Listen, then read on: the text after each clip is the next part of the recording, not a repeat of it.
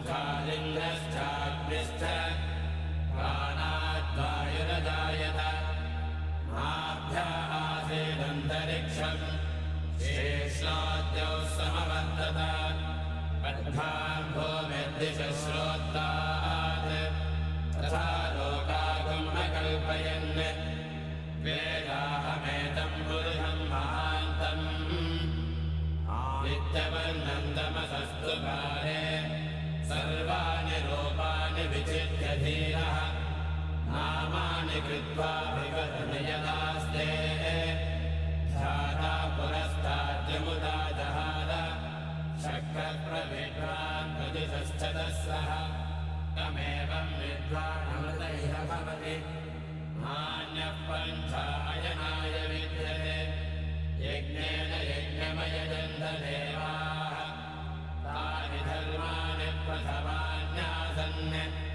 तेहनागं महिमानः सचन्ते यत्र पूर्वे साध्याः सन्ति देवाः अध्वः सम्भोतः पृथिव्यैरथाश्च विश्वकर्मणः समवर्धदाधि तस्य त्वष्टा विदधद्रूपमेधे तत्पुरुषस्य विश्वमादानमग्रे वेदाहमेदं पुरुषं महान्तम् आदित्यवर्णं तमसः परस्तात् तमेवं विद्वानमृतैः भवति नान्यः पन्था विद्यते जनाय प्रजापतिश्चरति गर्भे अन्तः अजायमानो बहुधा विजायते तस्य धीराः परिजानन्ति योनिम् मरीचीनां पदमिच्छन्ति वेधसः यो देवेभ्यः आरभते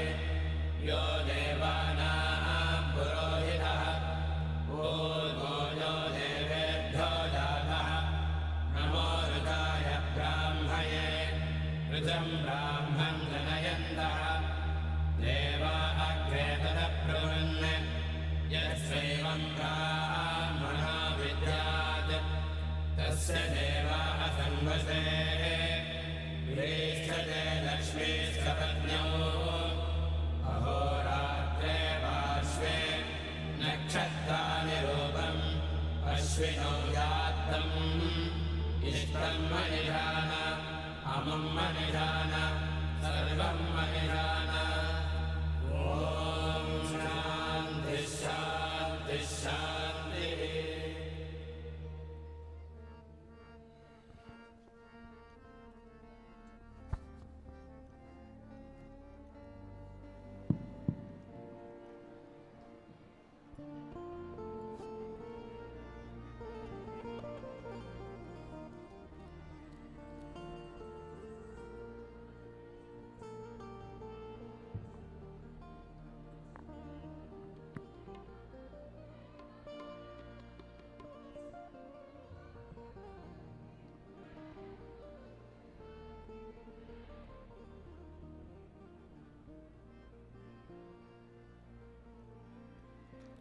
हरिः ओम्।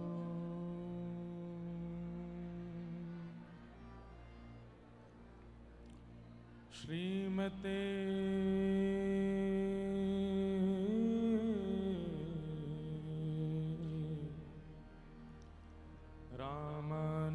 रामानुजाय नमः।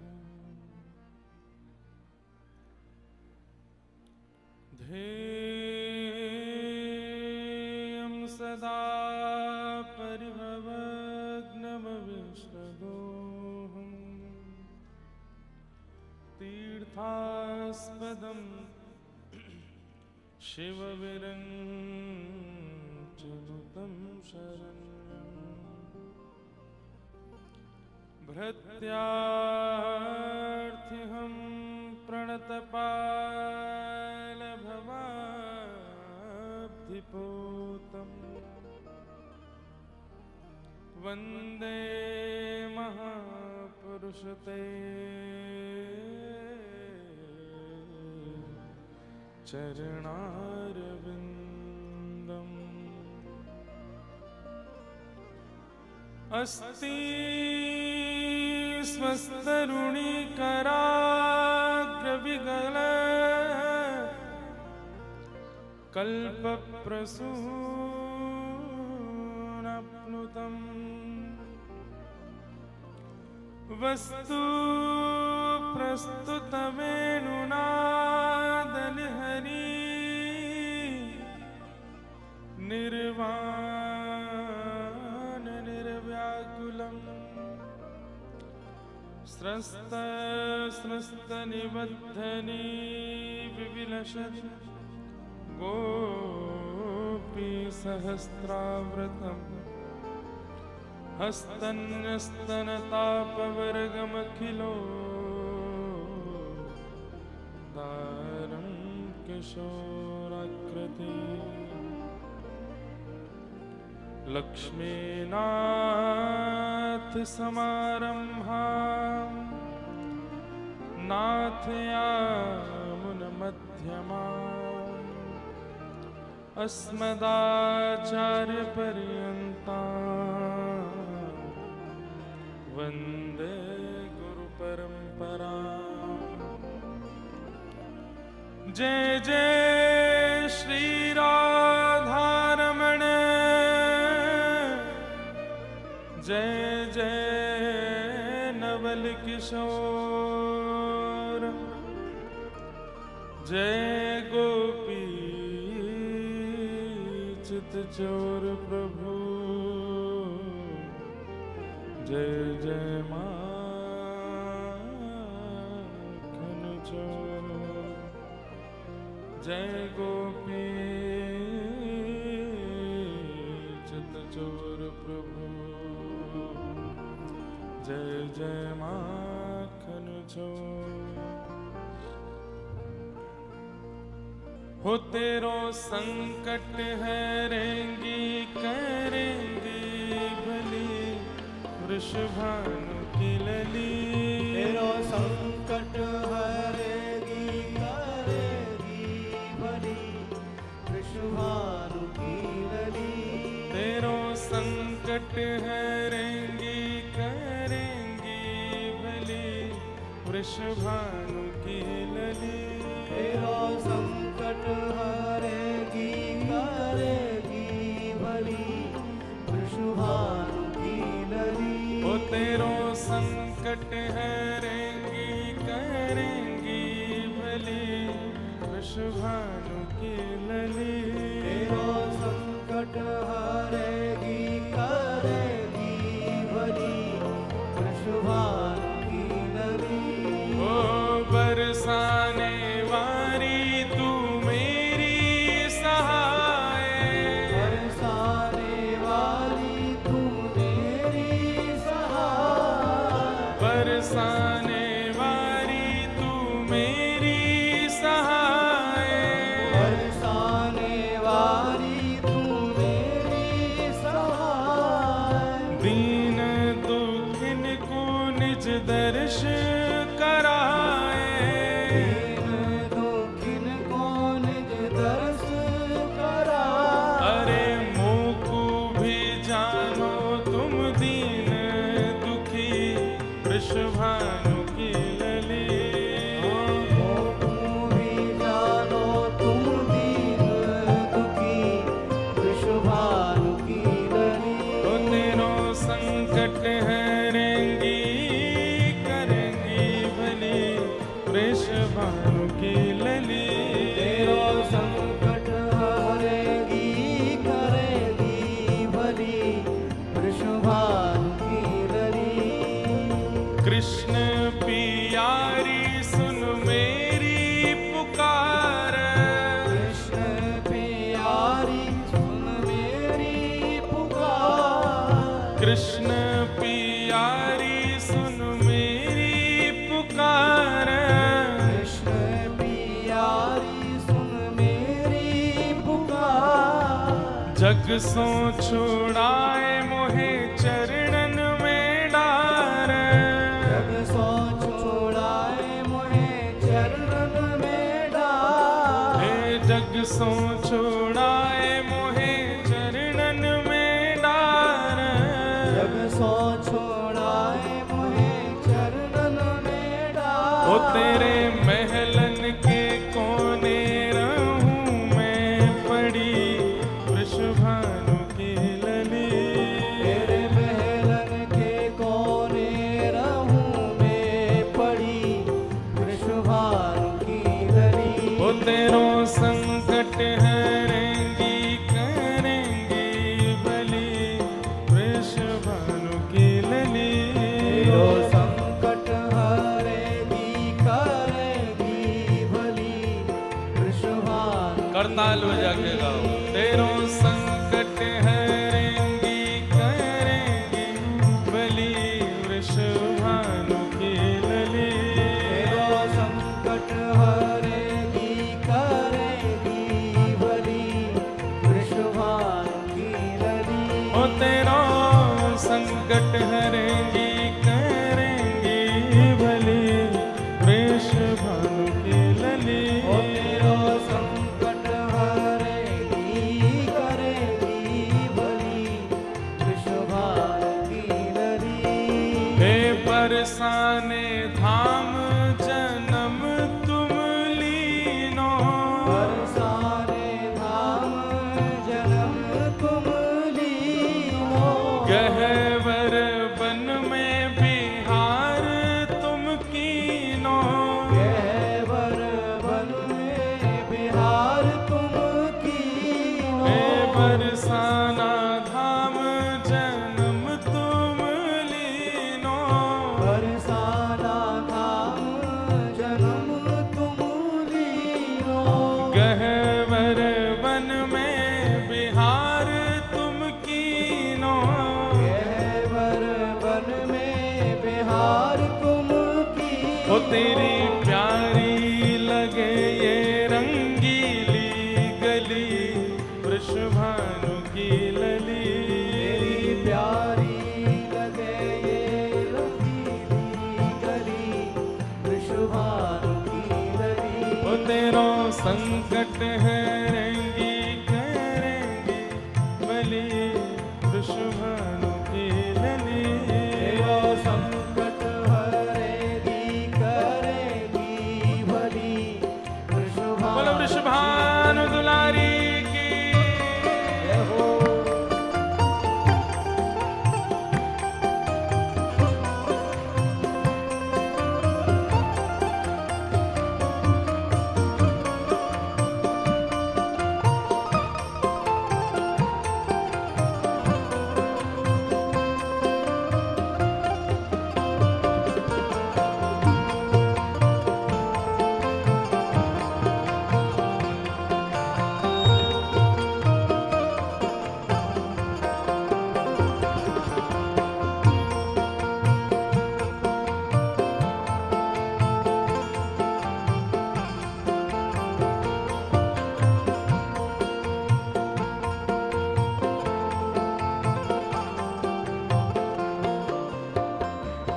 हे त्रिभुवन पति बस तूने किए। त्रिभुवन पति बस तूने किए। त्रिभुवन पति बस तूने किए। त्रिभुवन पति बस तूने किए। हे जहाँ पग धरे तहाँ श्याम मन दिए। जहाँ पग धरे तहाँ श्याम मन दिए। हे जहाँ पग धरे तहाँ श्याम मन दिए। जहाँ पग धरे तहाँ श्याम मन दिए। हे मुक्ति हूँ हाँ मुक्ति हूँ ओहो मुक्ति हूँ तेरे चरणन पड़ी वृषभानु की लली। ओ मुक्ति हूँ तेरे चरण पड़ी वृषभानु की लली। ओ तेरो संकट हरेंगी करेंगी भली वृषभानु की लली। तेरो संकट हरेगी करेगी भली वृषभानु की लली। हाँ तेरो संकट हरेंगी करेंगी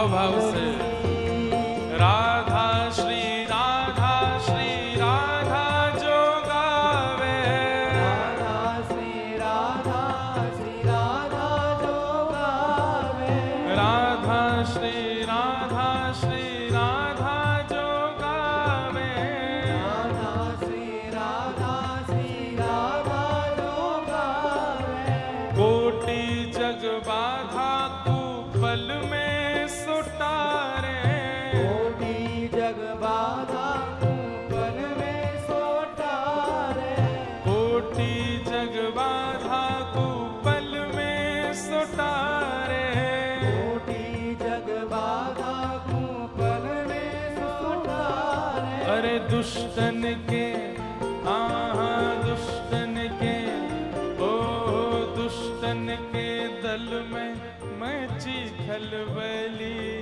वृषभानु की लली, दुष्टन के दल में मची खलबली, वृषभानु की लली, वो तेरा संकट हरेंगी करेंगी भली, वृषभानु की लली, जो संकट हरेगी करेगी भली, वृषभानु की लली, वो तेरा संकट हरेंगी करेंगी भली, वृषभानु की लली, जो संकट हरेगी करेगी भली, वृषभानु की लली, राधा श्री राधा जो गावे, राधा श्री राधा जो गावे, कोटि जग बाधा कुपल में सुटारे, कोटि जग बाधा कुपल में सुटारे, अरे दुष्टन के दल में मची खलबली, वृषभानु की लली, ओ दुष्टन के दल में मची खलबली, वृषभानु की लली, वो तेरो संकट हरेंगी करेंगी भली, वृषभानु की लली, तेरो संकट हरेगी करेगी भली, वृषभानु की लली, वो तेरो संकट हरेंगी करेंगी भली, वृषभानु की लली, तेरो संकट हरेगी करेगी भली, वृषभानु की लली, श्री राधा राधा श्री राधा राधा, श्री राधा राधा, श्री राधा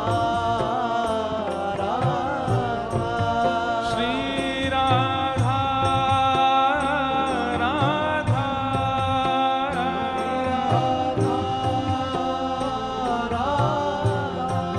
श्री राधा राधा, श्री राधा राधा,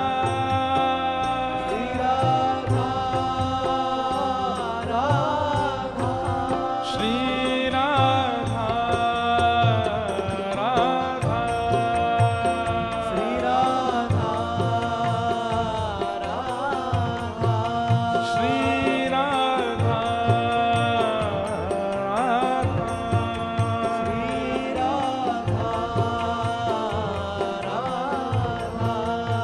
राधा, श्री राधा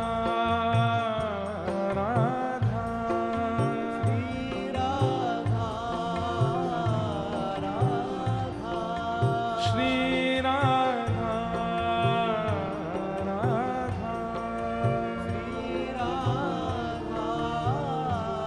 राधा, श्री राधा राधा,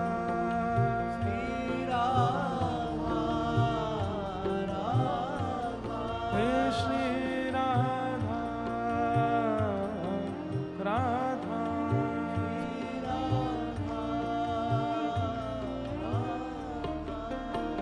बोलो वृंदावन बिहारी लाल श्री राधा रमण लाल की, श्री राधा वल्लभ लाल की, श्रीमद्भागवत महापुराण की, श्री सुखदेव जी महाराज की, श्री परीक्षित जी महाराज की, 84 कोस व्रजमंडल धाम की, गिरिराज धरण की, श्याम सुंदर श्री यमुने महारानी की, श्री वल्लभाधीश की, गुसाई जी परम दयाल की, लाला के बाबा की, बाबा के लाला की, लाला बाबा दोनों की, लाला की मैया की, मैया के लाला की, लाला मैया दोनों की, लाला के भगतन की, भगतन के लाला की, लाला भगतन दोनों की, बोलो लाडले लाल की, जय जय श्री राम। नमः पार्वती पतये हर हर। श्रीनाथ प्यारे की, श्री नवनीत प्रियालाल की, एकलिंग जी महाराज की, श्री राधा गिरधर लाल की।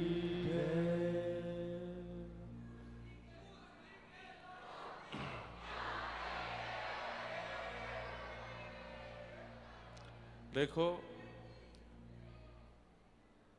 इस वाले जय जयकार पे कॉपीराइट तो नाथ द्वारा वालों का है, और नाथ द्वारा वाले जैसे बोलते हैं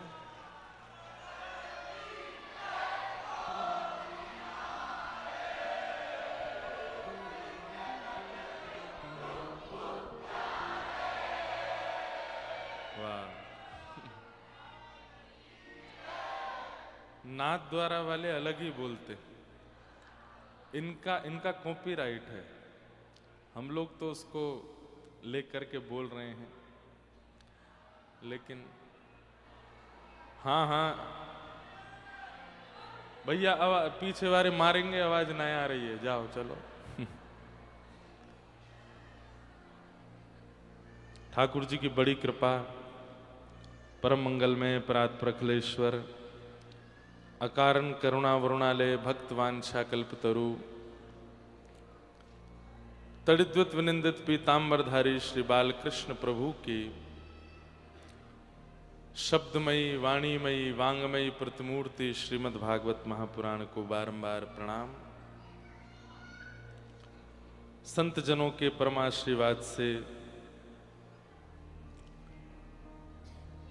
श्रीनाथ प्यारे की परम कृपा से, गिरिराज धरण जी की परम कृपा से, पुरुषोत्तम मास के पावन अवसर पर हम आप सब लोग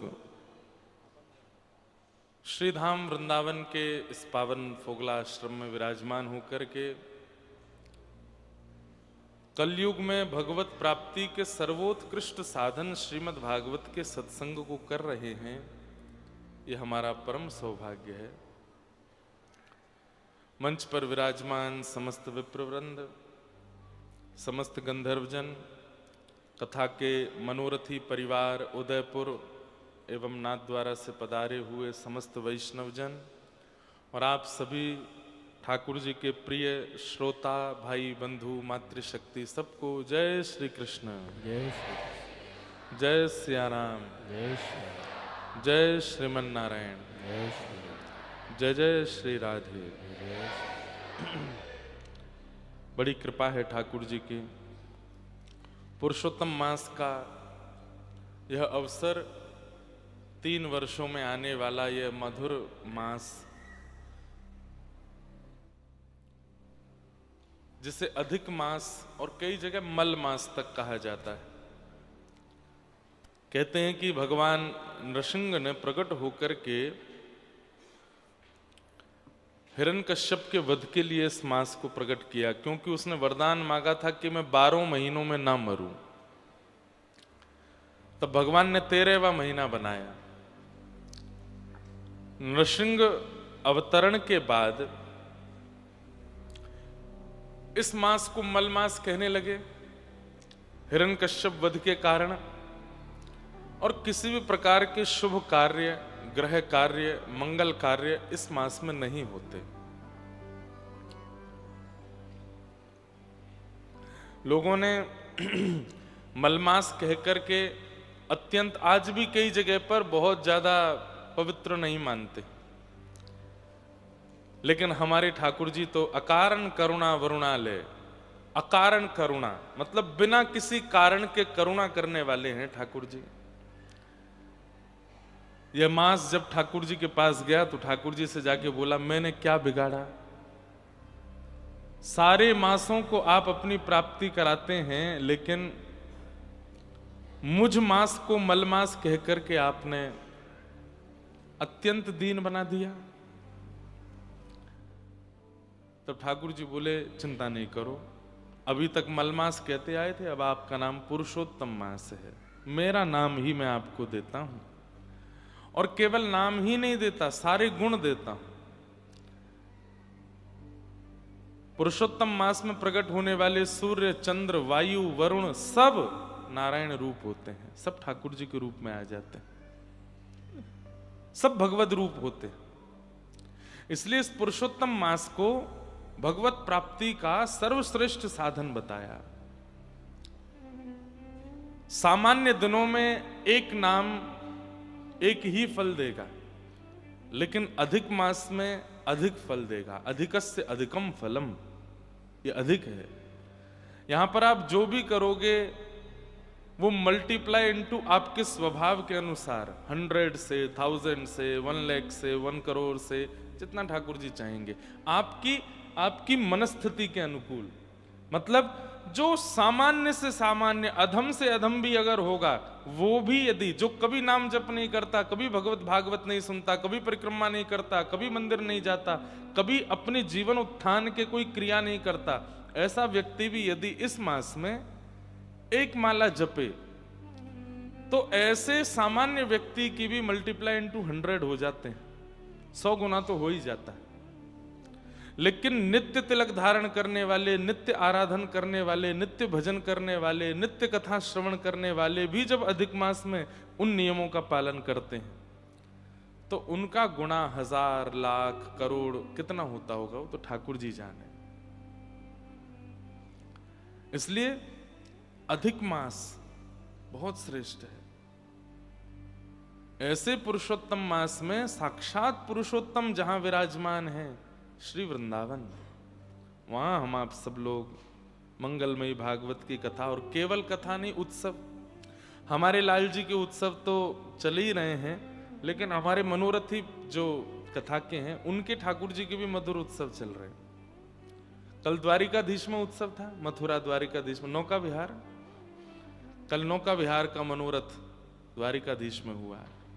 आज सुरभि कुंड में है? चंद्र सरोवर। आज चंद्र सरोवर में ठाकुर जी का क्या नौका विहार है, रास है। वाह, आज रास का मनोरथ है।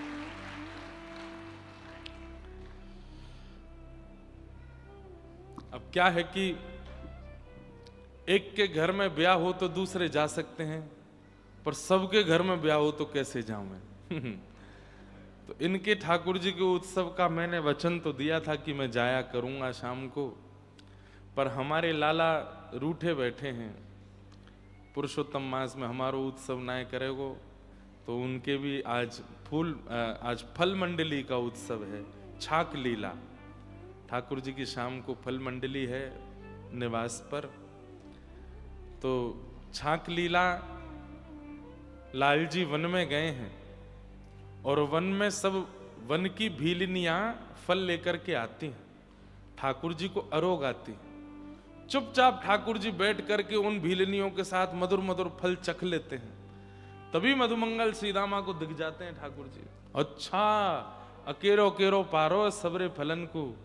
सो ठाकुर जी अपने थोड़े थोड़े उच्छिष्ट फलों को लेकर के, ऐसे अपनी पीतांबरी में लेकर के सब ग्वाल वालों के पास जाते हैं और फिर सब ग्वाल वालों के साथ फल प्रसाद पावे की लीला करें। तो आज भी ऐसी वहां लीला घर में है, लेकिन बैठ के दर्शन करने का विधान नहीं है क्योंकि भीड़ बहुत ज्यादा है।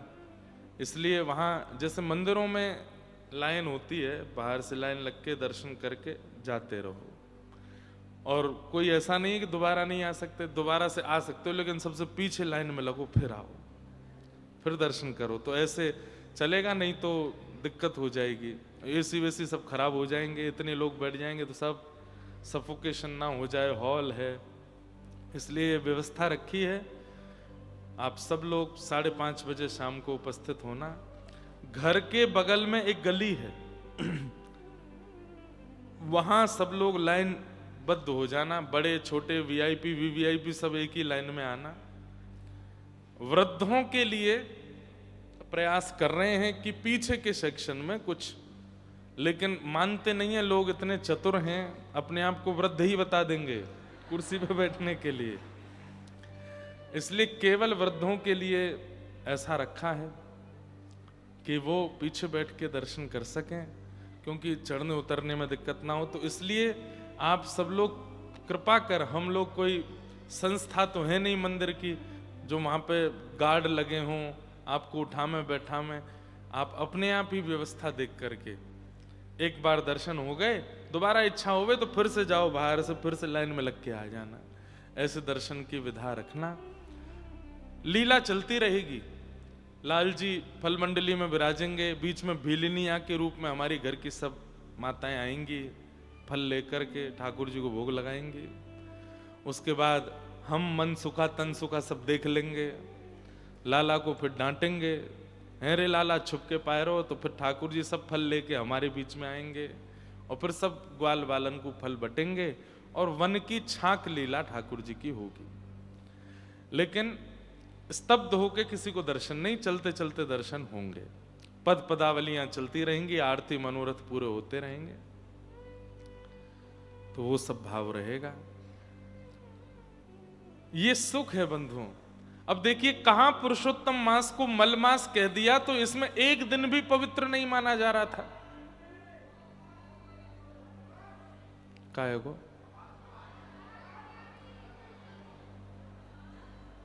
कथा के बाद माइक वाले भैया को उठा के ले जाना आप लोग।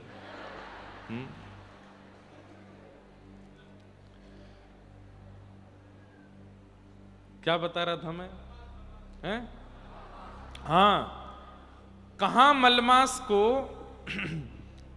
एक दिन भी पवित्र नहीं माना जा रहा था, सारे मास इसके आगे इतरा रहे थे। श्रावण मास कह रहा था मैं कितना भाग्यशाली, मुझ में ठाकुर जी जल किलोल करते हैं। शरद मास कह रहा था पूर्णिमा का कि मुझ में तो रास करते हैं। भादों का महीना कह रहा था मैं तो सबसे श्रेष्ठ हूं, मुझ में तो जन्म ही लेते हैं। बसंत ऋतु कह रही थी कि मैं सबसे श्रेष्ठ, मेरे आते ही ठाकुर जी के गालों पर रंग लगने लगता। कोने में बैठा मलमास रो रहा था कि मुझ में कुछ नहीं होता, मैं तो मल हूं, मैं तो अधिक हूं। अधिक मतलब ये 12 महीने जो 3 साल चलते हैं ना, ये पूरे 12 महीने नहीं होते, इनमें कुछ अधिक शेष बच जाता है। अब वो अधिक शेष कैसे बचता है, वो एक कोई ज्योतिषज्ञ होंगे, वो आपको विस्तार से बताएंगे। तो उनका जो अधिक बच जाता है दिन, वो सब 1 महीने के रूप में 3 साल बाद आता है, इसलिए इसको अधिक बोलते हैं। ये अधिक है, एक्स्ट्रा है। अधिक कोने में बैठे रो रहा था मुझ में तो कुछ उत्सव भी नहीं होते कोई। और आपको क्या बताएं, हर महीने संक्रांत आती है, अधिक मास में संक्रांत भी नहीं आती। तब ठाकुर जी बोले तू चिंता मत करे, बाकी के सबरे मासों में एक एक उत्सव होते हैं, पर सारे 12 महीनों में जितने उत्सव होते हैं वो सब तेरे संग होंगे। अब तो ठाकुर जी की होली भी होती है, नौका विहार भी होती है, जल विहार भी होता है, शरद पूर्णिमा भी होती है, रास पूर्णिमा भी होती है, ठाकुर जी की चंदन यात्रा भी होती है। कल हमने सूक्ष्म चंदन यात्रा, लाल जी के चल ही रहे हैं उत्सव, कुछ ना कुछ उत्सव बना रहता है लाल जी का। तो ऐसे ठाकुर जी के सारे उत्सव होते हैं, साल भर के जितने उत्सव सब अधिक में होते हैं। अब बाकी के सारे महीने हाथ जोड़ के कहते हैं अरे पुरुषोत्तम तुम तो हमसे भी ज्यादा श्रेष्ठ हो, हम में तो एक ही लीला होती है, ठाकुर जी सबरी लीला तुम्हारे संग करते हैं। तो ऐसा ये पुरुषोत्तम मास, कितने कृपालु हैं ना लाल जी, दीनों पर कृपा करते हैं और हम दीन नहीं हैं। जो दीन है, दीन बंधु नाम है ठाकुर जी का, और हम दीन ही नहीं हैं। हमारे अंदर चतुरता इतनी बढ़ी हुई है कि जिसके कारण ठाकुर जी हमसे दूरी बना के रखते। दीन बन जाइए, सरल बन जाइए, सहज बन जाइए और उपेक्षित होइए मत, पर उपेक्षितों की तरह ही रहिए। किसी कार्य को कहने के लिए आपको निमंत्रित तो आप कह दिया कीजिए कि मैं अधिकारी तो नहीं हूं, फिर भी आप बुला रहे हैं तो आऊंगा। मैं योग्य तो नहीं है, फिर भी आप कह रहे हैं तो आऊंगा। लेकिन आजकल एक बात बोलूं, इतना बनावटी जमाना हो गया कि ऐसी बातें भी बनावटी लोग ही बोलते हैं। हम तो लायक नहीं महाराज जी, लेकिन आप कह रहे हैं तो ठीक है आएंगे। हमारी कोई योग्यता नहीं है महाराज जी, लेकिन आप कह रहे हैं तो सब करेंगे। ये भी कई बनावटी लोग बोलने लगे, और उनकी बनावटी बात अलग ही पता चल जाती। कोई मिले मुझको, मिलते रहते हैं, तो मैंने कहा भैया आपकी बड़ी कृपा, देखो आपके सानिध्य में सब लोग कितना आनंद ले रहे हैं।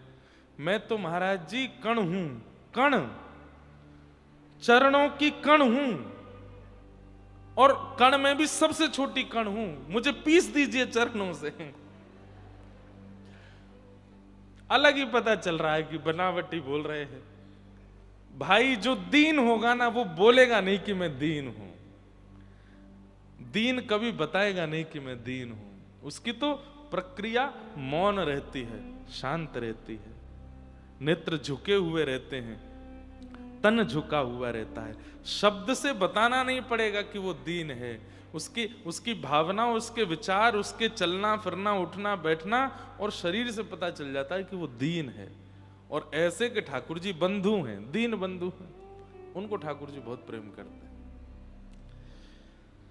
दीन बंधु बनो, ठाकुर जी के प्रिय बनने का प्रयास करो, और वो प्रयास इस मास में संभव है। अब तो बहुत दिन बचे हैं, अब तो बहुत कम दिन बचे हैं, शेष दिन ज्यादा नहीं है।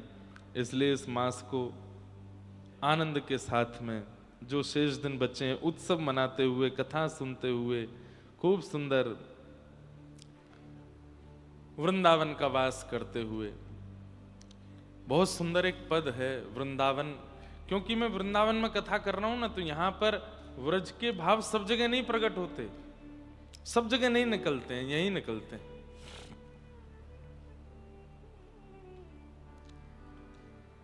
शरण श्री वृंद गुण गाओगे तो धाम रीझ जाएगो, लेकिन इतनी प्रक्रिया करके एक रीझ है, एक माने, एक रीझ है, एक माने, ऐसे सब प्रक्रिया करनी पड़ेगी। लेकिन एकमात्र धाम के गुण गाने लगोगे तो धाम में निवास करने वाली श्री जी भी, ठाकुर जी भी, रज भी, यमुना जी भी, सहचरी भी, रसिक जन भी, संत जन भी, सब रीझ जाएंगे। समग्र वंदन है जाएगो धाम की वंदना करने से। इसलिए श्री वृंदावन, श्री वृंदावन, प्राण वृंदावन, जीवन वृंदावन, वृंदावन वृंदावन वृंदावन वृंदावन, ये भी एक जप है, इसको करिए। नित्य वृंदावन जपिए, चलते फिरते उठते बैठते। श्री वृंदावन कितनी कृपा करते हैं। वृंदावन की कृपा से श्री बिहारी जी प्राप्त, श्री राधा रमण जी प्राप्त, श्री राधा वल्लभ जी प्राप्त। वृंदावन की कृपा से रस रानी यमुना जी प्राप्त, रसिक जन प्राप्त, तटीय स्थान, निधिवन राज, सेवा कुंज जैसे दिव्य स्थान प्राप्त। किसकी कृपा है? धाम की। या धाम को नित्य वंदन करो, धाम को नित्य प्रणाम करो। शरण श्री वृंदावन की जय, शरण श्री वृंदावन की जय। युगल बिहारी चरण कमल सो, युगल बिहारी चरण कमल सो। कितना बढ़िया गाते हो आप लोग हैं? हर दिल जो प्यार करेगा वो गाना गाएगा। कहने को तो एक फिल्म का गाना है, लेकिन ये बातें ना हम रसिकों से ही, वृंदावन के रसिक जनों से ही ली हैं पिक्चर वालों ने, क्योंकि वृंदावन में जो आया उसने गाया। रूप गोस्वामी आए गाते हुए आए, सनातन गोस्वामी आए गाते हुए गाए, हितरवंश महाप्रभु आए गाते हुए आए, श्री गोपाल भट्ट गोस्वामी आए गाते हुए आए, भक्तिमती मीराबाई आई गाती हुई आई, सूरदास, कुम्मन दास, कृष्णदास, नंददास सब गाते हुए आए हैं, क्योंकि सबके चित्त में प्रेम है प्रिया प्रियतम का। बिना गाए व्रज को किसी ने पाया नहीं, इसलिए गाना तो पड़ेगा। कितना बढ़िया गाते हो आप लोग। और ठाकुर जी कहते हैं मद भक्ता यत्र गायंती तत्र तिष्ठामि। नारद, मेरे इतने सारे भक्त एक स्वर में मिलकर के जब गाते हैं, मुझे वहां आना ही पड़ता है, मैं पहुंच जाता हूं वहां पर।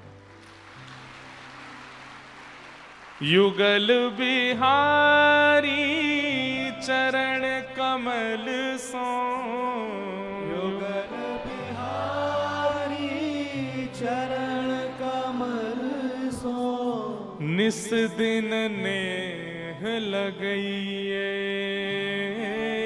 निस दिन नेह लगइए। शरण श्री वृंदावन की जय। शरण श्री वृंदावन की। व्यापार के लिए वृंदावन नहीं है, व्यापार के लिए, उपहार के लिए, जीवन यापन के लिए, आदि आदि विषयों के लिए जो संसार में रहते हैं उनके लिए वृंदावन की कोई गतिविधि नहीं। वृंदावन में सबसे पहला काम क्या? युगल बिहारी चरण कमल सो निस्दिन नेह लगाइए। वृंदावन रहने वाले का हमारा तो नहीं बन पा रहा है, लेकिन आपसे हम निवेदन कर रहे हैं, आप तो कर सकते हो। निस्दिन एक ठौर पकड़ लो, रोज जाना है।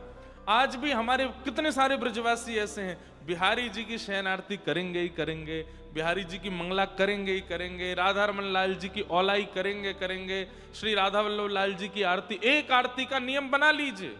वृंदावन में हैं तो बिना ठाकुर जी के चरणों में जाए रहेंगे नहीं। पहला काम ही यही है वृंदावन रहने वाले का। दूसरा काम क्या है? सेवा कुंज समीप बैठ के, सेवा कुंज समीप बैठ के, दंपति ध्यान लगाइए, दंपति ध्यान लगाइए। हमारे ब्रज में दंपति किनको कहा जाता है? प्रिया लाल जी दोनों दंपति। सेवा कुंज जाइए। गए हैं सेवा कुंज? कितने लोग सेवा कुंज गए हैं? सब गए हैं। ये अभी जो आए मनोरथी सब जाओ भैया, एक बार सेवा कुंज है के आओ। हमारी श्री प्रिया जी नृत्य करते करते जब थक गई, तब ठाकुर जी उनके चरण दबा रहे हैं, सेवा कर रहे हैं। वो सेवा कुंज है। आज भी रात्रि में कहमे कि वहां के सब लता गुल्म वृक्ष गोपी बन जाएं, और आज भी रास बिहार ठाकुर जी का वहां होता है सेवा कुंज में। सेवा कुंज में किशोरी जी को प्यास लगी, ठाकुर जी ने अपनी वंशी से कुंड प्रकट कियो, उनको जल पान करायो। सेवा कुंज।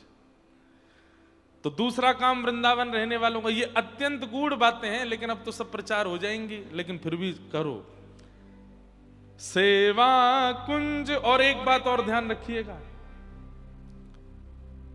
ये कर्ण पिशाचनी संग लेके मत जाना, इसके बिना तो जाते ही नहीं है। वहां ध्यान भी लगाएंगे तो ये वीडियो ऑन रहेगी, ध्यान चल रहा हमारा नहीं, इसको छोड़ के जाइए। वृंदावन के लिए कीपैड वाला फोन रखा करो, बिना कैमरा वाला।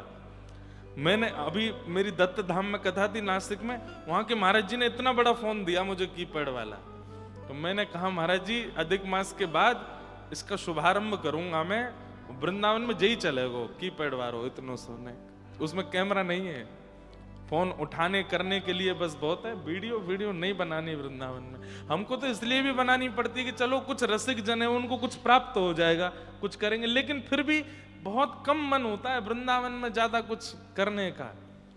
तो दूसरा काम ब्रज में क्या? सेवा कुंज समीप बैठ के, सेवा कुंज समीप बैठ के, दंपति ध्यान लगाइए, दंपति ध्यान लगाइए। शरण श्री वृंदावन की जय।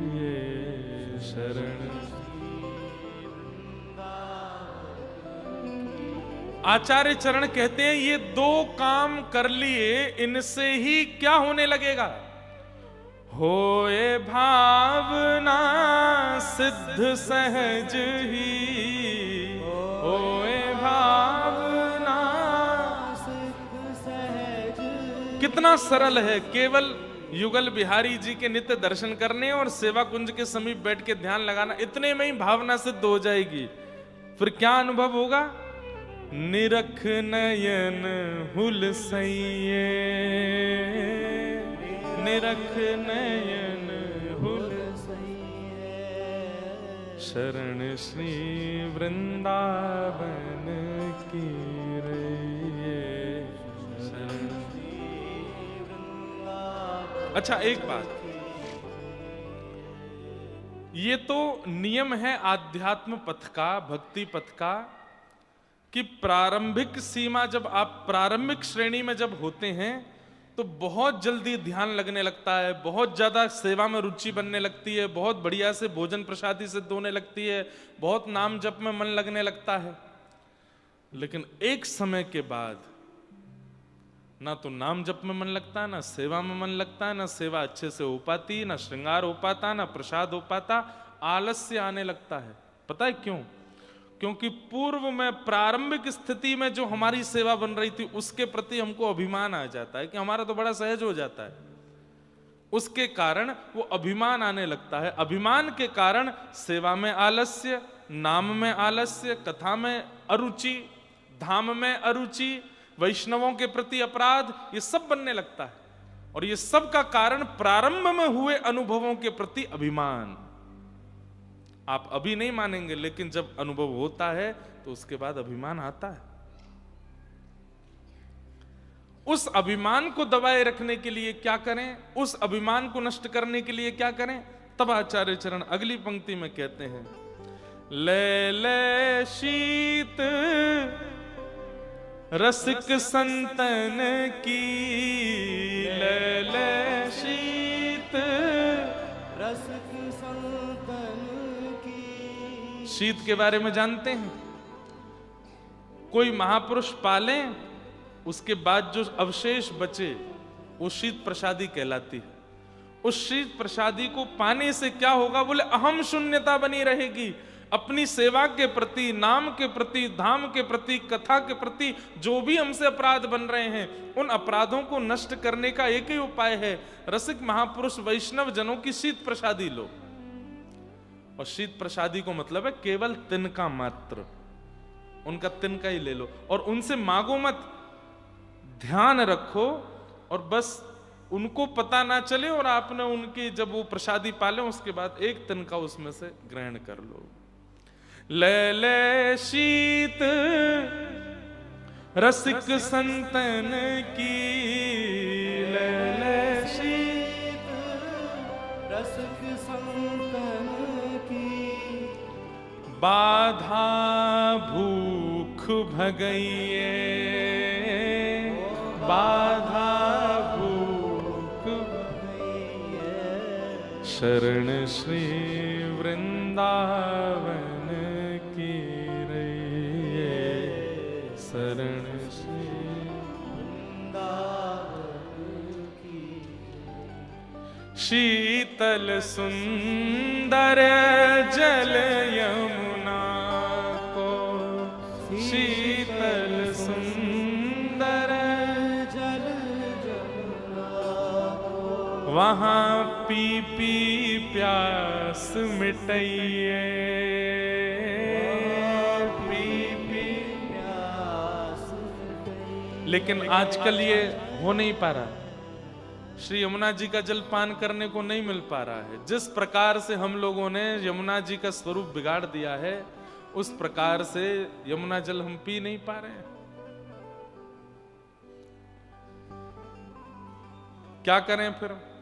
बोले वृंदावन में फिर जल आने के बाद यमुना जी ही हो जाता है। वृंदावन में जो जल है वो यमुना जी का ही स्वरूप है।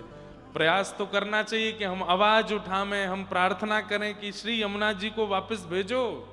वृंदावन की रसरानी पटरानी श्री यमुना जी नहीं है। दिल्ली का पूरा जल आ रहा है वृंदावन में, यमुना जी नहीं आ रही हैं। इसी कारण से वृंदावन में कुछ ना कुछ वैष्णवों की दुर्घटनाएं होती रह रही हैं, क्योंकि यमुना जी नहीं है।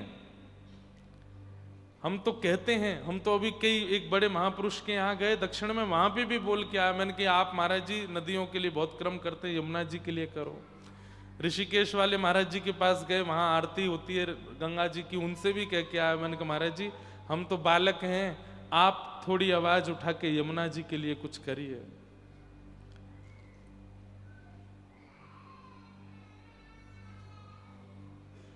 कौन को रो रहा हो भैया? ये पता है आपको, बालक के द्वारा संदेश देके यमुना जी ही रुदन कर रही हैं। हमें ऐसा लगता है यमुना जी ही आज्ञा कर रही हैं कि हां हमारे विरह को कोई तो बता रहा है। श्री ठाकुर जी प्रसन्न कम दिखते हैं वृंदावन में आजकल, क्यों? रस रानी श्री यमुना जी का प्रवाह रुका हुआ है। रस रानी यमुना जी के स्वरूप को हम लोगों ने अति धूमिल कर दिया है। एक बालक कल हमसे मिलने के लिए आए और वो दंडवती कर रहे हैं, 21 दंडवती ऐसा उन्होंने एक पोस्टर में लिखा है। और अभी 21वीं दंडवती वो केवल जल पी करके कर रहे हैं, और उनका केवल ये कहना है कि महाराज जी व्रज को व्रज रहने दिया जाए। मांस मदिरा की दुकानें व्रज में तो नहीं है अंदर वृंदावन में, लेकिन सीमा पर हैं, वो सीमा से बंद होनी चाहिए, और श्री यमुना जी का जल पुनः पवित्र होना चाहिए। हम लोग व्रज में आते हैं, खाते हैं, पीते हैं, नाचते हैं, दर्शन करते हैं, चले जाते हैं। लेकिन भैया अगर ऐसे ही करते हुए प्राण त्याग दिए तो हो सकता है निकुंज में प्रवेश तो मिलेगा, लेकिन ठाकुर जी कहेंगे तुम कुछ करके नहीं आए यमुना जी के लिए। श्री यमुना जी को पवित्रीकरण करने के लिए तुमने कुछ नहीं। ये कलियुग है बंधुओं। यहां आप सोचें कि ठाकुर जी फिर प्रकट होकर के तांडव करेंगे कालिया नाग की तरह, ऐसा नहीं होगा। कलिकाल में भगवान कहते हैं अहम भक्त पराधीन, मैं चाह करके भी कुछ नहीं करूंगा, सब तुम करोगे। अगर हम नहीं करके गए तो ठाकुर जी नाराज तो होंगे। तो श्री यमुना जी के लिए हर वृंदावन आने वाले को आवाज उठानी चाहिए। अरे हमारे पीछे पड़ जाते हैं, बड़े बड़े महापुरुषों के पीछे पड़ जाते हैं, इन्होंने कथा में यूं बोल दिया, ये ऐसे कर रहे हैं, ये इतना पैसा लेते हैं, ये इतनी दक्षिणा लेते हैं, ये इतना लोगों को पागल बना रहे हैं, ये ऐसा पाखंड फैला रहे हैं। हमारे पीछे पड़ जाते हैं, कथावाचकों के पीछे पड़ जाते हैं। जिस विषय पर सोशल मीडिया पर आवाज उठानी चाहिए कोई नहीं उठा रहा है। यमुना जी का आचमन कर लिया तो पी लिया हो जाएगा आपको, इतना इतना अशुद्ध जल है, उस पर कोई बात नहीं करता, उस पर कोई कुछ नहीं बोलता। बस बोलने के लिए कौन मिल गए, ये प्रत्युत्तर नहीं देंगे, ये कुछ बोलेंगे नहीं, इसलिए इनके ऊपर बोलो, व्यूज कमाओ, अपने लाइक्स बढ़ाओ, मोनेटाइजेशन करा लो। चैनलों के लाखों रुपए चल रहे हैं, बड़े बड़े महापुरुषों के बारे में अभद्र टिप्पणियां करते हैं, और यमुना जी के लिए कोई बोलता नहीं दिखता। व्रज 84 कोस में ऐसे कैसे कैसे अद्भुत स्थान है, बिल्कुल नष्ट हो गए। ब्रज के कुंड, ब्रज के सरोवर और ब्रज की यमुना जी, कौन आवाज उठाता है इनके लिए? कोई नहीं।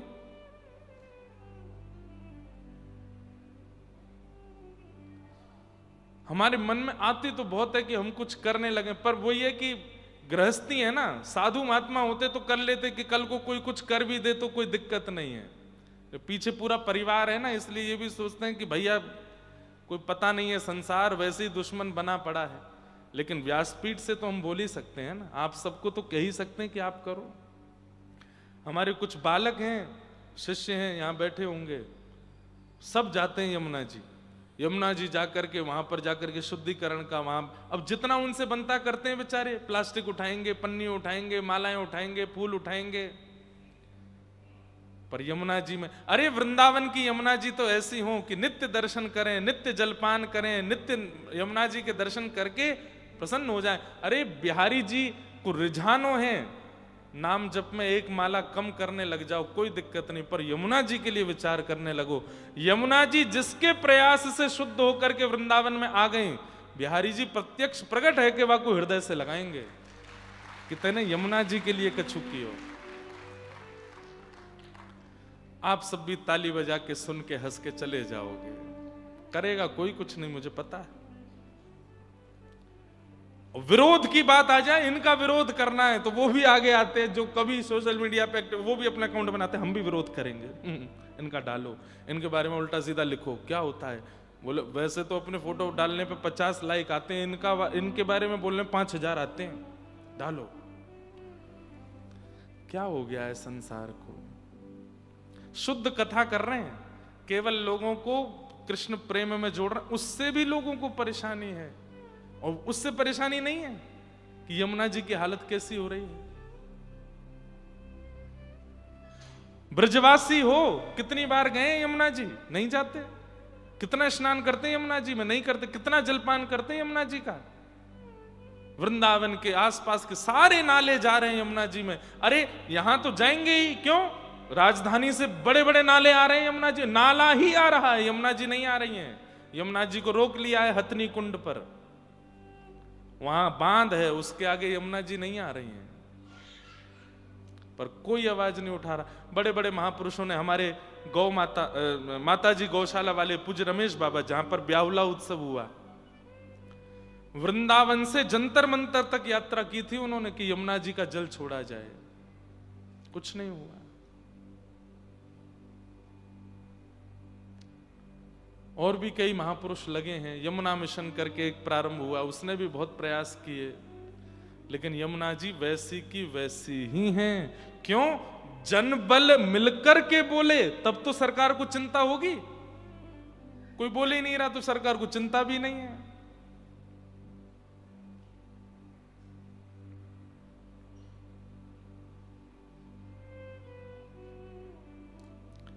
इसलिए भैया, व्रजवासी हो, व्रजोपासक हो, व्रज से प्रेम करते हो, व्रज आते जाते रहते हो, श्री जी का नाम बोलते हो, श्री जी के चरणों में जाते हो, श्री जी की प्रसादी पाते हो, उस समय थोड़ी सी मन में लज्जा होनी चाहिए कि श्री जी की प्राण प्रिया श्री यमुना जी नहीं है व्रज में। उनके लिए हमें आवाज उठानी चाहिए, उनके लिए हमें विरोध करना चाहिए, उनके लिए हमें अपना बल लगाना चाहिए कि यमुना जी वापस आए।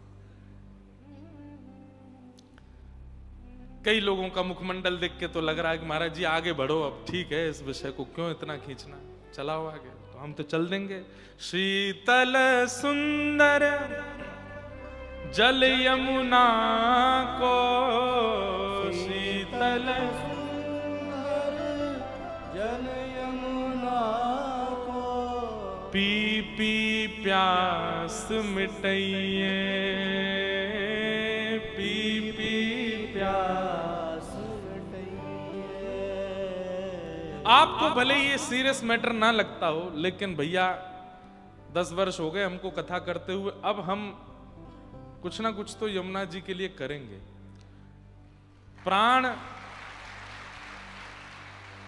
प्राण जावे उससे पहले यमुना जी के शुद्ध जल का स्नान पान मज्जन करके जाएंगे यहां से, ऐसे नहीं जाएंगे। यमुना जी में हिलोरें आती हों, यमुना जी कलकल करके बहती हों, यमुना जी का जलपान ऐसा, वृंदावन के लोग घरों में स्नान ही नहीं करें, सब यमुना जी जामे स्नान करने, वहीं का जलपान करें, वहीं तिलक स्वरूप कर रहे हैं। आहा, कहीं पूज्य मलुकपीठ वाले महाराज जी बैठे हैं, कहीं हमारे गोरीलाल कुंज वाले महाराज जी बैठे, सब वहीं बैठ करके संध्या वंदन कर रहे हैं। सुबह सुबह 5 बजे का दर्शन देखो, सारे व्रजमंडल के संत यमुना जी के तट पर बैठे हैं, सब अपनी सेवा में लगे हैं। कहीं ठाकुर सेवा चल रही है, कहीं शालिग्राम सेवा चल रही है। पालकियों में प्रतिनिधि रूप में राधा रमन लाल जी के प्रतिनिधि चित्र आ रहे हैं, राधा वल्लभ जी के चित्र आ रहे हैं, राधा रमन जी के चित्र आ रहे हैं। और सुनो, हमने सुना है कि किसी काल में श्री जी बाबा श्रीनाथ जी का जल भी वृंदावन से ही जाता था, विश्राम घाट मथुरा से ही जाता था। यमुना जी का जल अब भी शायद जाता ही होगा, आज भी जाते हैं। पर जिस दिन पवित्र हो जाएंगी यमुना जी, कितना आनंद आवेगा। हमारे श्री जी बाबा भी नाथ द्वारा में बैठे बैठे दत्तुइयां दिखाएंगे, आनंदित हो जाएंगे। मेरी श्री जी, मेरी प्राण वल्लभा श्री यमुना जी कितनी पवित्र हो गई, कितनी सुंदर हो गई। उस दिन वृंदावन में दीपोत्सव मनाया जाएगा, क्योंकि हमारी तो पटरानी है, हमारी तो बहू जी हैं यमुना जी। बहू रानी जब नए नवीले रूप में आवेंगी, पूरे वृंदावन में उत्सव मनाया जाएगा, कितना आनंद आवेगा। ये देख करके प्राण निकले तो हम समझ जाएंगे कि हमें सब कुछ प्राप्त हो गया। भजन का भाव, व्रज का भाव, कथा का भाव सब मिल गया कि यमुना जी के प्रत्यक्ष दर्शन हो गए। अभी स्नान पूर्णिमा आने वाली है। हमारे गिरधर लाल जी के स्नान के लिए जल पता है यमुना जी का कहां से लाते हैं? उत्तराखंड में कटा पत्थर एक जगह, जहां यमुना जी पहली आती हैं पृथ्वी पर, वहां जाते हैं। वहां जाकर के यमुना जी का जल लेके आते हैं, उससे फिर करते हैं। क्यों? बिल्कुल शुद्ध स्वच्छ, बिल्कुल जैसा यमुना जी का स्वरूप है, श्याम वर्णा, वैसी है वहां पर। लेकिन जैसे ही आप जाओगे भीतर के एक एक पत्थर देख सकते हो, कंकड़ देख सकते हो, इतना सुंदर जल है यमुना जी का। सूरदास जी से किसी ने पूछा सबसे स्वच्छ और सबसे पवित्र नदी कौन सी भारत की, तब उन्होंने कहा गंगा जी। किसी ने कहा आप पुष्टि मार्गी होकर के यमुना जी का नाम नहीं बोले, तो सूरदास जी बोले आपने नदी के बारे में पूछा था, उसमें गंगा जी का नाम है, यमुना जी तो अमृत हैं, यमुना जी तो साक्षात पटरानी हैं। भैया उन यमुना जी के लिए प्रयास करो। राधा रमन लाल जी, राधा वल्लभ लाल जी, श्री बरसाने वाली हमारी किशोरी जी, गिरिराज जी, सब प्रसन्न हो जाए, पूरा व्रजमंडल प्रसन्न हो जाएगा यदि यमुना जी अपने रूप में पुनः आ गई तो। उनके लिए प्रयास करो।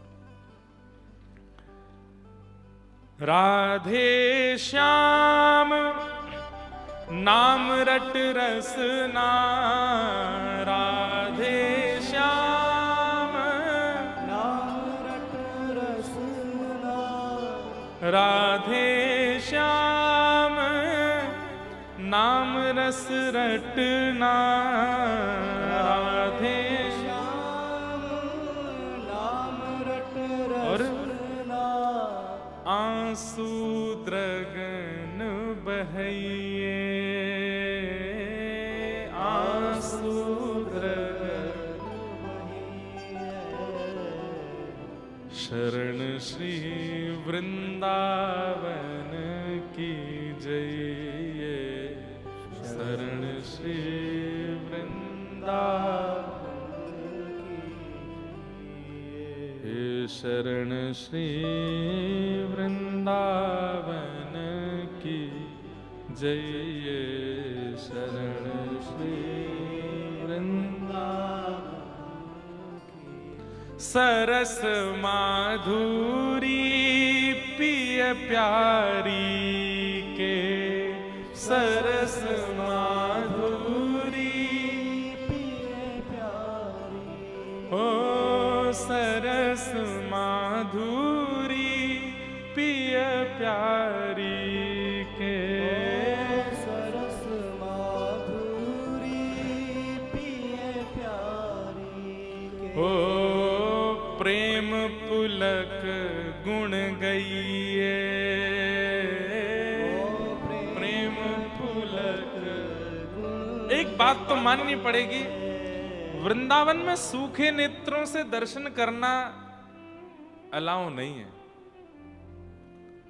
वृंदावन में भीगे नेत्र होने चाहिए जब श्याम सुंदर के सन्मुख जाओ। और भीगे नेत्र भी अपने आर्तों से भीगे नहीं, अपने विषादों से, अपनी पीड़ा से भीगे नेत्र नहीं, उनके प्रेम में भीगे नेत्र। ठाकुर जी इतने इतने कोमल हैं, जब हम सूखे नेत्रों से ठाकुर जी को देखते हैं ना, ठाकुर जी को चुभते हैं हमारे नेत्र। इसलिए हमारी कई परंपरा, श्री राधा वल्लभ जी परंपरा में तो झरोके से दर्शन करो, ऐसे दर्शन करो ठाकुर जी का। हमारे प्रत्यक्ष नेत्रों की कटाक्ष, हमारे प्रत्यक्ष नेत्रों की तीक्ष्णता, कटाक्ष तो ठाकुर जी के हैं, तीक्ष्णता कहीं ठाकुर जी को लगे ना। सूखे नेत्र हैं तो झरोके से दर्शन करो, भीगे नेत्र हैं तो आप प्रत्यक्ष दर्शन कर सकते हो। भीगे नेत्र कैसे हैं? सरल नेत्र हैं, ठाकुर जी को पीड़ा नहीं होगी उससे। सरस माधुरी पिय प्यारी के, सरस माधुरी प्रेम पुलक गुण गईये, प्रेम पुलक गुण गईये। शरण श्री वृंदावन की रैये, शरण श्री वृंदावन की जय। बोलो वृंदावन बिहारी लाल की। ऐसा श्री वृंदावन धाम है, ये प्राप्त है गयो है, ये बहुत बड़ी कृपा है।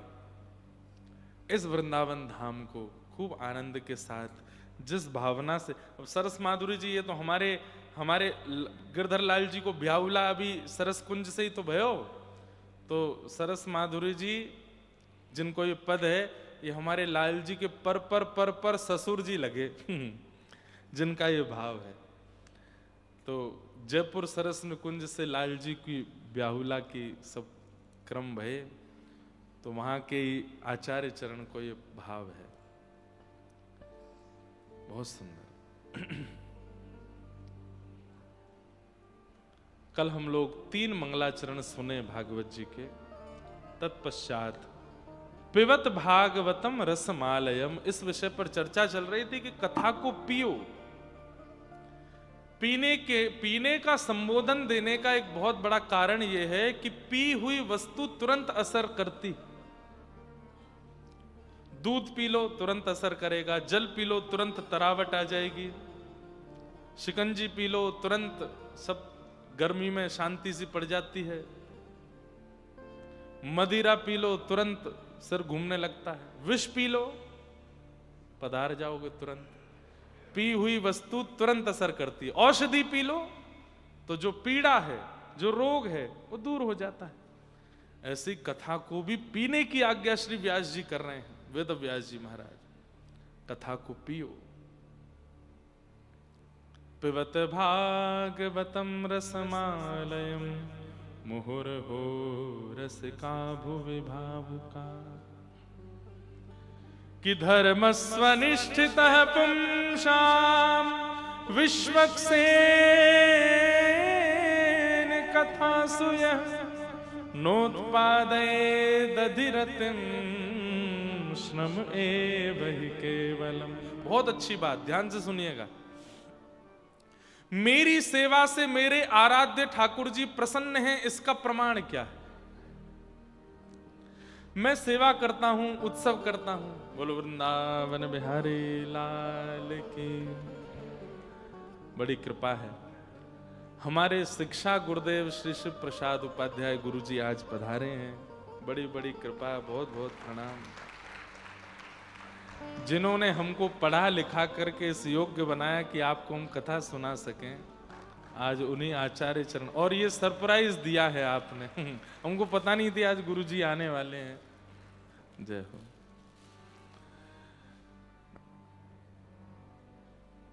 राधे कृष्ण कृष्ण कृष्ण राधे राधे, राधे श्याम राधे श्याम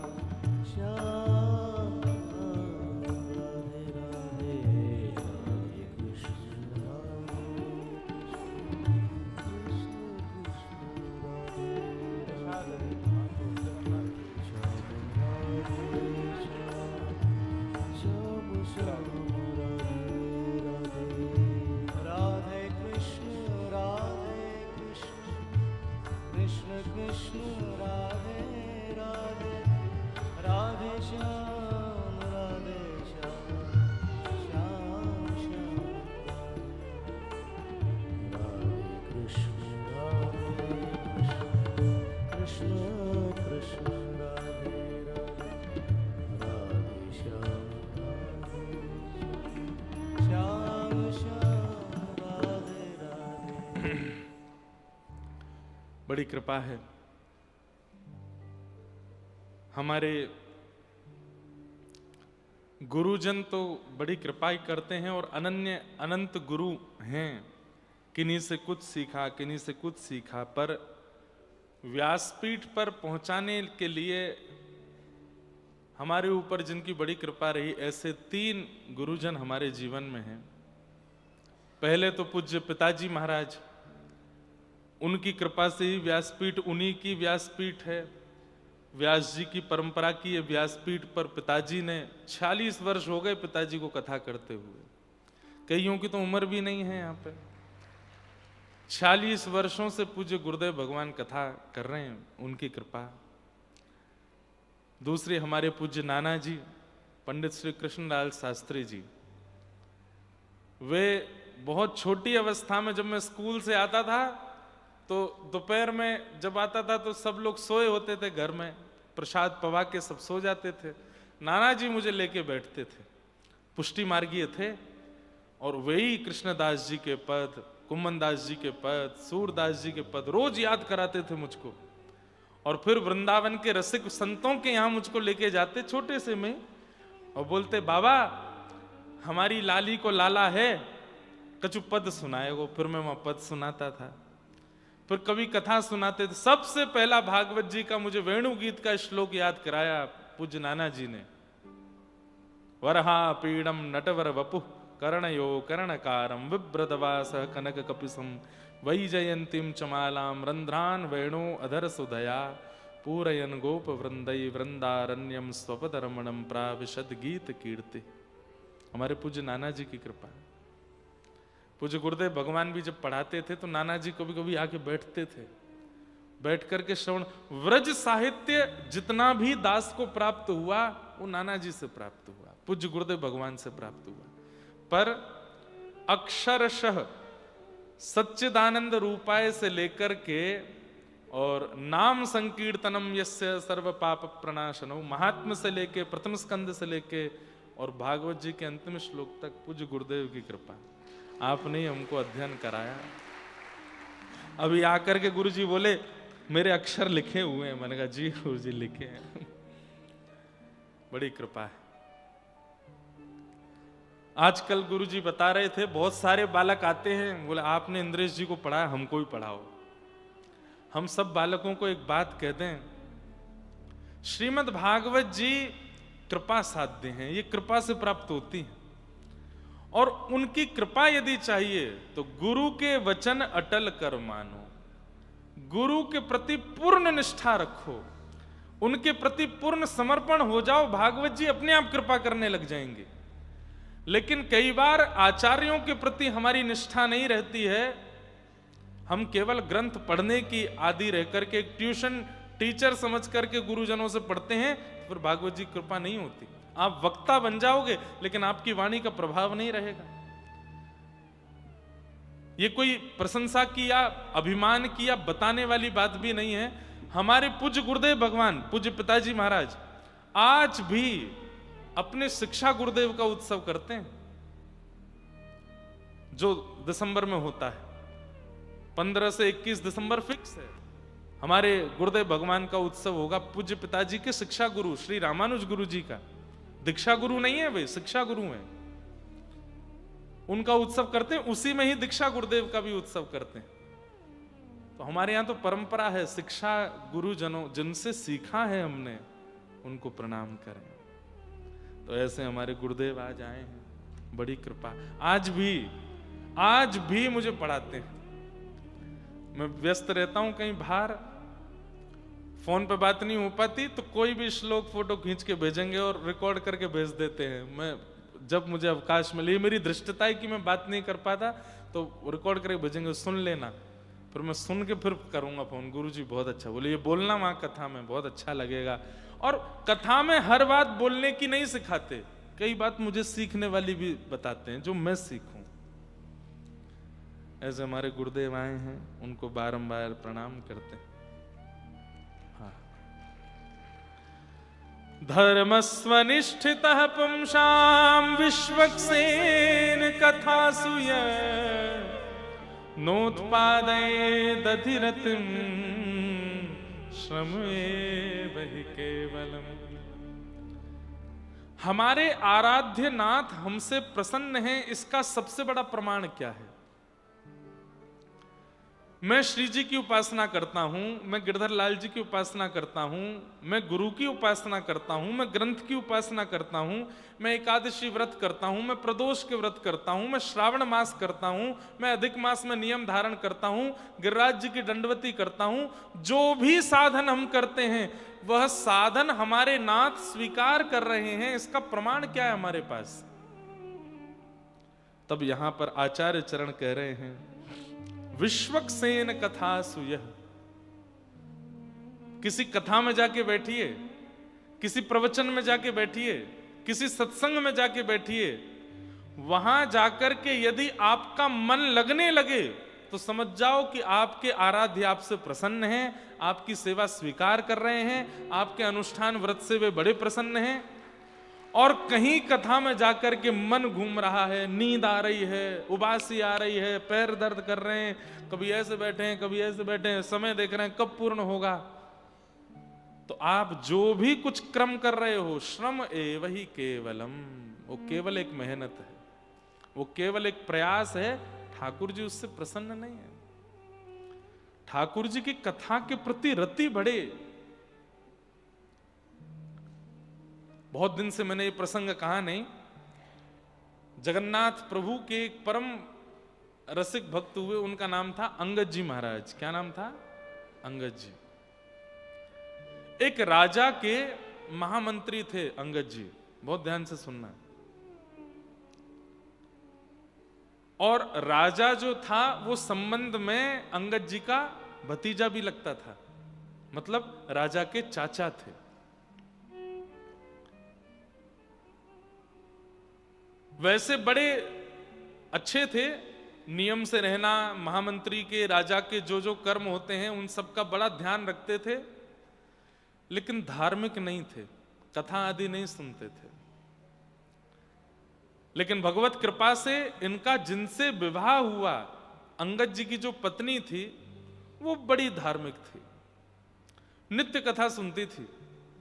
कथा सुनने में इतनी रुचि थी कि बस पता चल जाए कि पास के गांव में भी कथा हो रही है तो दौड़ करके जाती थी। और उसने इसी शर्त पर ब्याह किया था अंगद जी से कि आप मुझे कथा सुनने से, भगवत सेवा करने से, नाम जप करने से, अनुष्ठान करने से, ठाकुर जी की घर में सेवा करने से रोकोगे नहीं। तो अंगद जी ने भी ये उसको वचन दिया और उससे भी वचन लिया कि तुम चाहे कथा सुनो, सेवा करो, सत्संग करो, अनुष्ठान करो, मुझसे कभी कहना नहीं कि तुम भी कथा में चलो, तुम भी सेवा करो, तुम भी नाम जप करो, मुझसे होगा नहीं। तो दोनों की आपस में ये कमिटमेंट हुआ था कि वो उनको नहीं छेड़ेंगे, ये इनको नहीं छेड़ेंगी, वो कथा में रहेंगे, ये बिल्कुल कथा में जाएंगे नहीं। तो अंगद जी कथा वार्ताओं से लाखों कोसों दूर रहते थे। लेकिन एक दिन, लेकिन प्रेम बहुत करते थे अपनी पत्नी से, बहुत प्रेम करते थे। पत्नी ने दीक्षा ले ली थी एक महाराज जी से, एकादशी का दिन था, तो महाराज जी का नियम था कि सब शिष्यों के यहां एकादशी के दिन सत्संग करने जाते थे। इस बार नंबर आया अंगद जी की पत्नी का। वो घबरा तो गई कि कहीं मेरे पति नाराज ना हो, लेकिन उसने सोचा कि इतने साल हो गए विवाह को, अब तो मान ही जाएंगे, और वैसे भी वो पूरे दिन राजभवन में रहते हैं, कोई दिक्कत नहीं, और थोड़े बहुत नाराज हुए भी तो मुझसे प्रेम इतना करते हैं, मना लूंगी मैं। महाराज जी अपने गुरुदेव को पूरी संगति के साथ में बुला लिया। गुरुदेव कथा करने लगे, सत्संग कीर्तन चल रहा था, उन्माद नृत्य कर रहे थे सब रसिक जन, और अंगद जी के घर में कथा चल रही थी। अंगद जी शाम को अपने राजभवन से लौट के आए और जैसे ही देखा ताल बज रहे हैं, कांसे बज रहे हैं, कूद कूद करके रसिक जन नाच रहे हैं, बीच में पत्नी भी नृत्य कर रही है, कई सारे श्रोता भी, अड़ोसी पड़ोसी भी आए हैं, आकर के आग बबूला हो गया। बंद करो ये सब, क्या कर रहे हो? ये कोई आश्रम है क्या? ये कोई आश्रम है? ये मेरा घर है, निकलो यहां से। वैसे तो संत जनों को अपमान का बोध होता नहीं, लेकिन इतने सारे वैष्णवों को एक साथ कोई आकर के डांट फटकारने लगे और कथा कीर्तन करने से रोके तो फिर सब सोचेंगे कि यहां से निकल के कहीं और करने में ही भलाई है। धीरे धीरे सब निकलने लगे। पत्नी रोकने लगी, मेरी बात तो सुनिए, आप ऐसे कैसे कह सकते हैं? बोले मेरा हाथ छोड़ो, ये घर है, क्या बना रखा है यहाँ पर? सब्जी मंडी की तरह सब लोग आ गए हैं, उछल उछल करके नाच रहे हैं, गा रहे हैं। ये मेरा घर है, मेरी अनुमति के बिना कोई कैसे आ जाएगा यहाँ पर? निकलो सब बाहर। सब संत महात्मा साधु जितने भी थे सब चले गए। पत्नी बहुत रोई। थोड़ी देर बाद अंगद जी का क्रोध शांत हो गया तो पत्नी के पास गए, देवी तुम मेरी बात सुनो। पत्नी बोली, बात नहीं, दूर रहिए मुझसे। और पत्नी ने कहा, आपको आज तक कभी रोका नहीं, टोका नहीं, ये भी नहीं बोल रही थी कि आज कथा है तो आप बैठो, आप जाके अपने कक्ष में बैठते। अरे अकेले आपका घर है, मेरा भी तो घर है, मैं भी तो गृह लक्ष्मी बनकर के आई हूं। मेरा अधिकार नहीं कि अपने घर में अपने गुरु को बुला के मैं सत्संग करा सकूं? अच्छा देवी, अब तुम नाराज मत हो, मैंने तुमसे पहले ही कहा था तुम कुछ भी करना, मुझको उसमें मत लेना, और घर में करोगी तो मुझे आना पड़ेगा। पत्नी ने कहा, आप भजन नहीं करते, साधन नहीं करते, नाम जप नहीं करते, सेवा नहीं करते, फिर भी मैं आपके साथ रहती हूं, लेकिन आज आपने जो किया है इसके बाद मैं संग नहीं रह सकती। लेकिन क्या करूं, पतिव्रता नारी हूं, छोड़ करके भी नहीं जा सकती, इसलिए वचनबद्ध होती हूं अंतिम श्वास तक, प्राण निकलने तक, चाहे मेरा जीवन 50, 60, 70 वर्ष का क्यों ना बचा हो, ना आपको देखूंगी, ना अपना मुख आपको दिखाऊंगी, रहूंगी आपके संगी। पत्नी के जितने कर्म होते हैं वो सब करूंगी, लेकिन मुख नहीं दिखाऊंगी, और ना आपको देखूंगी। आपने वैष्णव अपराध किया, मेरे गुरु का अपराध किया। और अंगद जी की पत्नी ने घूंघट कर लिया। 1.5-2 वर्ष हो गए अंगद जी अपनी पत्नी को देखे नहीं है, घूंघट में रहती है। अब तो अंगद जी की स्थिति ऐसी हो गई, इतने बेचारे विषाद में चले गए। अब घर आने का उनका मन भी नहीं करता, पत्नी बात नहीं करती है, बस थाली लगा के दे देती है, कपड़े धर देती है सुबह, बस सब क्रम करती है, ना वार्ता करती ना देखती। अंगद जी दुखी हारे बेचारे एक दिन अपने राजभवन से आ रहे थे, उन्हीं महाराज जी की कथा चल रही थी बीच रास्ते में। तो अंगद जी ने मन में सोचा, इस कथा ने मेरा पूरा घर उजाड़ दिया, लेकिन मेरी पत्नी मुझे त्यागने पर आतुर हो गई, कथा नहीं त्यागी उसने। ऐसा क्या है इस कथा में जो इतनी प्रिय लगती है? अपने घोड़े को कहीं बाहर बांध करके और अंगद जी भीतर जाकर के कथा में पीछे बैठे, और कथा का प्रसंग तो होते ही अद्भुत है। प्रसंग सुनते सुनते अंगद जी का इतना मन लगा, इतना मन लगा, थोड़ी देर में सब उठ करके खड़े हो गए। तो अंगद जी ने पूछा, आप लोग सब खड़े क्यों हो गए? बोले कथा विश्राम हो गई, आरती होगी। बोले कथा विश्राम हो गई? बोले हाँ, इतनी जल्दी क्यों? बोले अरे भैया तुम आके बैठे तब से अब तक 4.5 घंटे हो गए। अंगद जी बोले मुझे तो पता ही नहीं चला, 4.5 घंटे, कितना अच्छा लग रहा था, कितने बढ़िया प्रसंग। अब कब होगी ये कथा? बोले अब यहाँ की तो सप्ताह पूरी हो गई, कल से महाराज जी के पास के गांव में कथा है। अंगद जी ने सब पता ले लिया, बोले कल मैं आऊंगा। वापस घर गए, पत्नी से तो बात होती नहीं थी। अगले दिन फिर वो दूसरे गांव में पहुंचे, वहां जाकर के कथा। अब पीछे से धीमे धीमे गति उनकी आगे आने लगी, मध्य में आके बैठने लगे, इधर बैठने लगे। अब तो ये कि कथा से 4 घंटा पहले आ जाते हैं, सबसे आगे आके बैठते हैं अंगद जी और कथा सुनते हैं। अब तो स्थिति ये कि नेत्र बंद हो जाते हैं, अविरल अश्रुधार गिरती है नेत्रों से, और हाँ नाथ कहकर के रोते हैं कथा में अंगद जी। 1.5-2 वर्ष हो गए, पत्नी को नहीं पता है कि ये कथा में जाते हैं। एक दिन उन्हीं के ही शहर में कथा थी। अंगद जी राजभवन से आए, पत्नी घर से आई, दोनों बैठे हैं कथा में अलग अलग। और ऐसे ही एक कीर्तन प्रारंभ हुआ। अंगद जी उठकर के भाव आवेश में जब नृत्य करने लगे, धीरे धीरे सबकी नजर पड़ी कोई भाव में नृत्य कर रहा है। आगे बैठी उनकी पत्नी ध्यान से कथा सुन रही थी, पीछे मुड़ के देखा तो अंगद जी, और नेत्रों से अविरल अश्रुधार, और इतने भावावेश में नृत्य कर रहे हैं। पहले तो विश्वास नहीं हुआ, मेरे पतिदेव ये अंगद जी महाराज हैं। थोड़ी आंख मीड़ करके और पास जाके बोली ये अंगद जी हैं। आज इतनी प्रसन्न हो गई, इतनी प्रसन्न हो गई। अच्छा, स्थिति देख करके पता चल रहा था कि एक बार में नहीं हो सकती है, हो सकता है। मैं तो वर्षों से बात नहीं की, साल 1.5 साल से कथा सुनते होंगे। आज घर गई, घर जाकर के चौक पुराया, बाहर दीप जलाए हैं, बढ़िया सुंदर। अंगद जी महाराज थोड़ी बहुत देर में जब घर लौट के आए, द्वार पर खड़ी है पत्नी। अंगद जी ने आकर के स्वयं नीचे नजर कर ली और कहा, देवी मैं आ गया हूं, तुम घूंघट कर लो। अंगद जी की पत्नी बोली, घूंघट उससे किया था जो वैष्णव अपराधी था, पर अब पता चला है कि आप भगवत कथा से प्रेम करने लगे हैं, तो आपसे घूंघट करूंगी तो अपराध हो जाएगा। इसलिए नाथ, अब मेरे उस विषाद, मेरे उस विकार को अस्वीकार करें और मुझे स्वीकार करें।